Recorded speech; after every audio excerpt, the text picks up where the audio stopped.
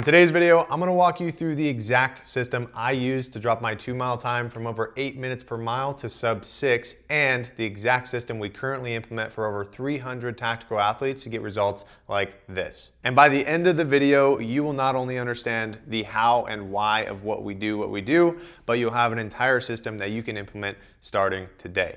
And the first thing we have to cover for you to completely understand the system is the 4 big levers, and that is aerobic base, lactate threshold, VO2 max, and running economy. Aerobic base is often the one that you guys hear about, especially when it comes to the popularized zone 2 training. But really all this is increasing our body's efficiency at producing energy. It does this by increasing the number of mitochondria we have and then delivering oxygen to our muscles so we can continue to perform longer while we're producing that energy and maintaining those paces. Next is lactate threshold, and to describe lactate threshold, this is the point at which lactate starts to build up in our muscles or in our system faster than we can clear it out. So the faster or the more efficient we can make our body at clearing that out, the faster we can run, the faster paces we can sustain for longer periods of time. And then VO2 max, this is oxygen uptake. So the amount of oxygen we can take in, transport, and use to perform better. And then lastly, we will cover running economy. So we'll talk a little bit about mechanics,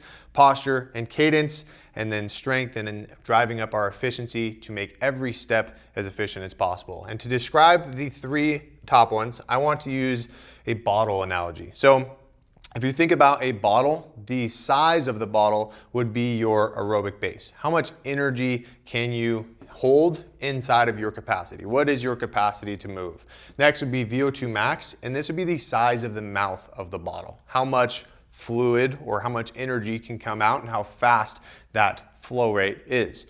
And then lactate threshold would be the efficiency that fluid flows. And a good analogy to think about this is when you turn a bottle and pour it too quickly and it starts to gurgle and back up, that would be an indication that we are above our lactate threshold. So we're driving up that efficiency, we're driving up the engine, we're driving up the size of the bottle and the size of the mouth by hitting all of those 3. Now, diving into aerobic conditioning, this is the classic zone 2 that we hear about. And I don't want you guys to overthink zone 2 because we can go super into the weeds on it, but there are 2 main methods that I like to use to determine someone's zone 2 range. The first is very simple. It's the maffetone method. And all this is take 180 minus your age, and that is your max aerobic heart rate, roughly speaking. And our goal when we go do these runs is to keep it under that specific heart rate. And then there's the Carvona method, which is a little bit more complicated, but accounts for relative fitness levels. What this is our maximum heart rate, which is going to be 220 minus your age to get a rough number, minus your resting heart rate. So if you wear something like a Garmin or an Apple Watch and it shows you your average resting heart rate, you just minus that from your maximum heart rate, and that will give you what's called your heart rate reserve. Then we can take our heart rate reserve, the number from those 2, multiply it by 0.60 for the bottom end, 0.70 for the top end, and then just add back in the resting heart rate, and that will give us a rough range. And with these 2, you'll find that the top range of the Carvona method is pretty damn close to the maffetone method. But whenever we are doing our zone 2 work or focus on building that aerobic conditioning, we just want to make sure that it is easy. So some physiological markers we can use is nasal breathing, a wide aperture. So if you think about when you're doing sprints, intervals, high intensity work, which you're gonna get to in just a second, we have a very narrow field of focus. We start getting tunnel vision. With zone 2 work, we want a wide aperture and feel a nice, comfortable pace. And then the pace should be conversational, so we can say 18 to 20 words without completely gasping for breath. So why do we not just run hard every single day? Well, it's because we have 2 different major energy systems that we're primarily using for these longer runs. We have the aerobic system, which is going to be primarily developed through those slower, easier efforts. And then we have our anaerobic system, which is going to be drawing from glycogen or the carbs in our blood, the sugar in our blood, and is primarily through those higher intensity efforts. So if we were to just train in higher intensities, higher efforts, then we can end up with what is called aerobic deficiency syndrome, which syndrome is a bad word because it makes people think something is wrong with them. All it means is we have an underdeveloped aerobic system. And the only way to develop our aerobic system efficiently is to spend time in those easier paces and keep those runs nice and easy. Also, it helps us with fatigue management. If we were to go out there, crush those hard runs every day, drive ourselves up above our lactate threshold, we would get a lot of that building up in our muscles, we'd get a lot of soreness, we would get a lot of central nervous system fatigue, and it would undermine the training throughout the week. So by keeping the miles easy, it allows us to get more exposure, increase the frequency, increase the number of miles, which helps with the impact resistance and help us moving towards our goals. Now, a common thing I always hear when guys start doing zone 2 training is they'll speed up throughout the run because they felt like they were running too slow to get any sort of benefit from it. The point of these runs is to run slow. So do not worry about your pace. If your pace is 13 minutes, 14 minutes starting out, that's completely normal. Even like as someone who played sports growing up and always, considered myself someone pretty fit, when I started running zone 2, I had like a 14-minute zone 2 pace. That's not an indication of my overall fitness levels, it's an indication of my underdeveloped aerobic system. So by forcing myself to run easy, I was able to bring that pace down over time, but don't stress it too much. It's not an indication of your overall fitness levels. This is just a way for us to supplement our running overall. Now with lactate threshold, to train this, we really want to focus on these mid-distance runs. These are what we refer to as tempo runs or threshold runs. And these are typically going to be in the range of 20 to 40 minutes, but should be at a pace that we can sustain for that time. And a way to kind of think about it is it should be comfortably hard. We should not be crushing ourselves the entire time, but we should have a pace that is a little bit above our comfort zone. It hurts, but we can actually sustain it for a longer period of time. That's usually around 80 to 90% of your maximum heart rate. We don't need to go crazy worrying about heart rate with these particular runs. I like to do it off of perceived effort for the most part, especially in hotter times of the year like right now. But we want to have that comfortably hard, and we don't want to push it past the point where we actively have to slow down or start walking. With these, we can also do longer intervals. I'm going to touch on the shorter intervals in a second, but 1 mile intervals or intervals for time, such as 8 minutes with a 2-minute break, 3-minute break, getting right back into it, is going to be a good way to drive up our lactate threshold. And again, that is just our body's ability to clear out that lactate faster than it is producing it. And typically, we only want to do 1 to maybe 2 of these per week, depending on where you are in the training block or what you have coming up. But 1 per week is going to be sufficient in getting the stimulus to make those adaptations. Again, if we were to go out there and crush these runs on a very regular basis, like probably one of the biggest mistakes I see guys doing, it creates a lot of fatigue, and it's sustainable for a couple weeks, maybe 6 weeks. Maybe you'll see some run time improvement for the short term, but that long-term improvement is really where we hit those elite levels, and this is not sustainable to do on a consistent basis long term.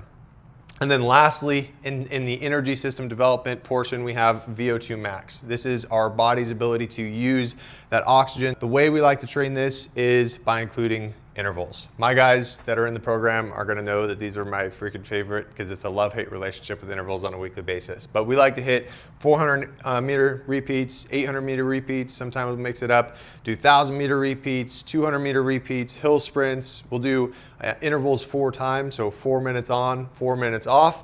And the way I like to describe these is we want to have the fastest pace that we can replicate.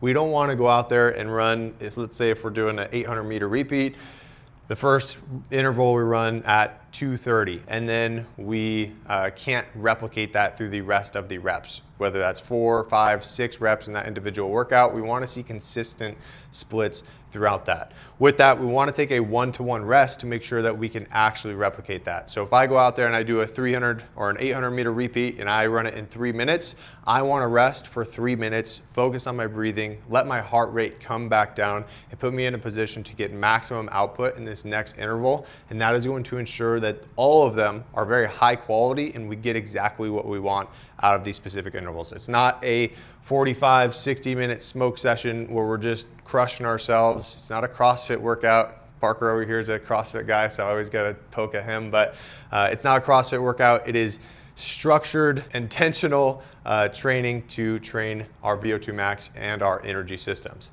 And then lastly, the thing that is going to drive up our efficiency and bring all of this together is our running economy. So this is how efficient we actually move our body, how efficient we take one step to the other. And some things that we like to do with these are strides and drills like A skips, B skips. Learning them is kind of a steep curve, but very, very valuable. Strides are fantastic, which are 20-second strides. We can do them at the end of a zone 2 session where you just run at about 80% output for 20 seconds, walk back to the starting line, do it 5 to 6 times. And that is really going to drive up the power and the turnover in our legs to get a lot of efficiency out of it. Next is posture. And with posture, one of the biggest things I see guys doing is having their shoulders down, maybe reaching with their steps. And when we're running, we want to think nice and tall. We have our shoulders in line with our hips and we're leaning forward from the ankles, almost as if we're falling into each step. And with each step, we're putting it under our center of gravity. And doing this allows us to be very efficient instead of reaching, and we're essentially putting a lot of force, we're heel striking, we're almost stopping our momentum with every step. So tall through the head, shoulders stay in line with the hips, and we're leaning from the ankles, and that foot strike is right below our center of gravity. Next is cadence, and typically this will change based on your body size, whether you have tall legs, short legs, etc. But most people find that optimization in the range of 170 to 190 steps per minute. And a good way to start developing this is go on freaking Spotify, find a 180 beats per minute playlist, and match your pacing to that. So that might mean taking a little bit shorter strides, again, not reaching as much, really focusing on our economy, how we're running, and driving up the steps per minute. And then foot strike, again, under center of mass. And then lastly, relax. Anytime we're running, especially for those longer efforts like the 2-mile run, the 5-mile run, even ruck marches such as 10, 12-mile ruck marches, it is very energy taxing. It's requiring a lot of energy. So the more tense we are, the more our shoulders start to shrug, the more our traps are engaged. That is all energy leakage, and it's not driving up efficiency. So we want to relax, we want to stay tall. And then lastly, I would add breathing and trying to focus on rhythmic breathing. So a lot of guys benefit from a 3 to 2 breathing tempo. So 3 seconds in, 2 seconds out, or breathe in for 3 seconds, breathe in every third step, breathe out every second step, etc. But matching it to your pacing is going to be very beneficial to get into that rhythm, control your breathing, and avoid having it bounce all over the place. So how do we bring this all together? Well, I like to implement what I call the 4-run formula. This is one easy zone 2 run in duration of 30 to 60 minutes, depending on where you're at. Obviously, we want to build up to that point. Don't just go out there and start at 60 minutes. Start where you're at and incrementally build that time week over week. We have one threshold run, ideally 20 to 40 minutes. We have one speed day with the intervals, and this can be 2 to 4 miles in total distance covered in those intervals. We don't want to go super crazy, especially right off the bat, driving it up to 6, 8 miles. 2 to 4 miles of intentional high intensity work is going to be plenty to get that stimulus that we need to make the adaptations. Then one long zone 2 run, and this is where we drive that out 60 to 90 minutes. So how can we structure that with our strength training on a weekly basis? Because building that strength is obviously a big component to managing and balancing performance overall as a tactical athlete. Well, Mondays, this is a common structure I like to use. We have many different structures, but this is one that we have seen really, really good results with both strength and the run times themselves. So Mondays could be a strength plus zone 2. This would be pretty much, this would be like an upper biased full body day. So not crushing the hamstrings, not crushing the legs, because we have our speed day on Tuesday, which is going to be the biggest contributing factor to driving down those 2 and 5 mile run times.